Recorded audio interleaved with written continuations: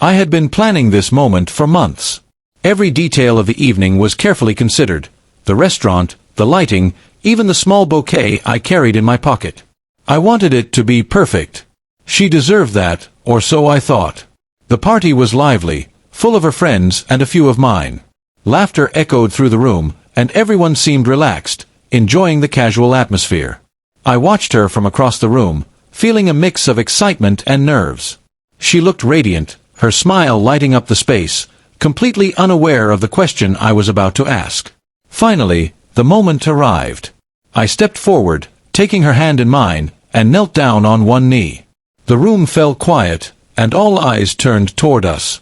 I opened the small velvet box and revealed the ring. "Will you marry me?" I asked, my voice steady but filled with emotion. For a heartbeat, I saw surprise flicker in her eyes. Then she pulled her hand back, smiling faintly, but it wasn't the joy I had expected. "I'd rather stay single than—" she began, and my heart sank before she even finished. Her friends gasped. Whispers ran through the room like wildfire. I felt the weight of every eye on me, and the silence became unbearable. I tried to hold my composure, to understand what I had done wrong, but there was no immediate explanation. She continued, "I can't see us married. I don't feel ready for that kind of commitment."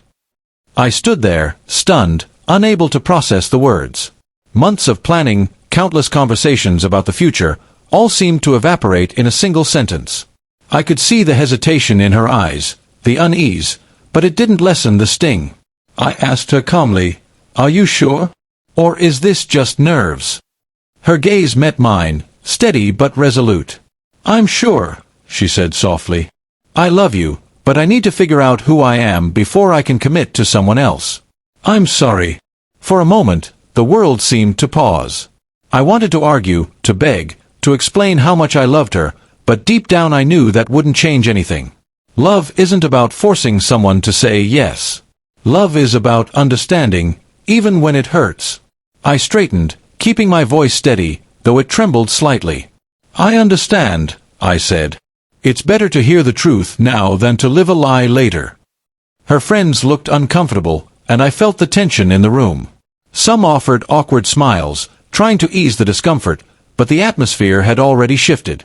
The celebration I had imagined was gone, replaced by a raw, emotional reality. After the initial shock, we stepped aside to talk privately. I wanted to understand, to find some closure. She explained her feelings, her fears, and her desire to be independent.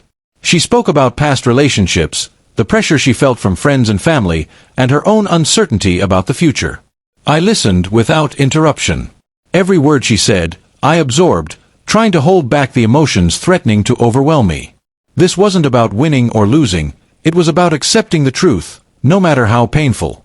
When she finished, I took a deep breath. "I respect your honesty," I said.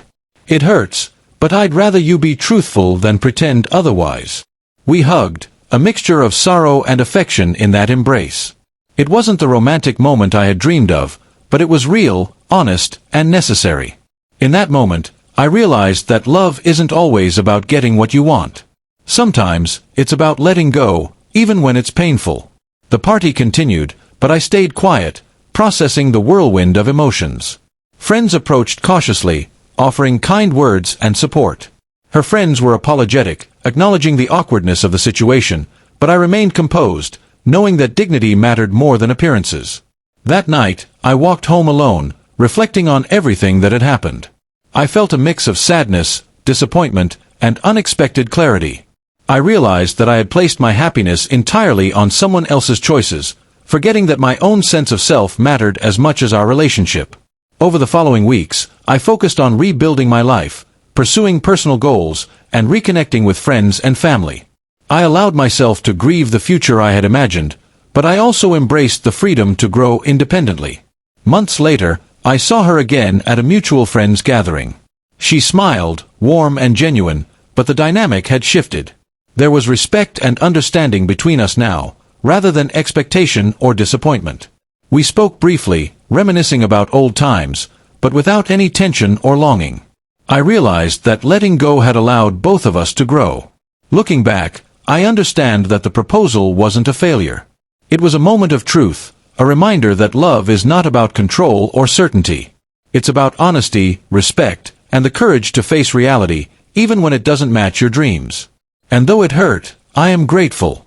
That night taught me about resilience, self-worth, and the importance of embracing life's uncertainties. The silence after her refusal wasn't the end. It was the beginning of a new understanding, one that allowed me to move forward with dignity and hope.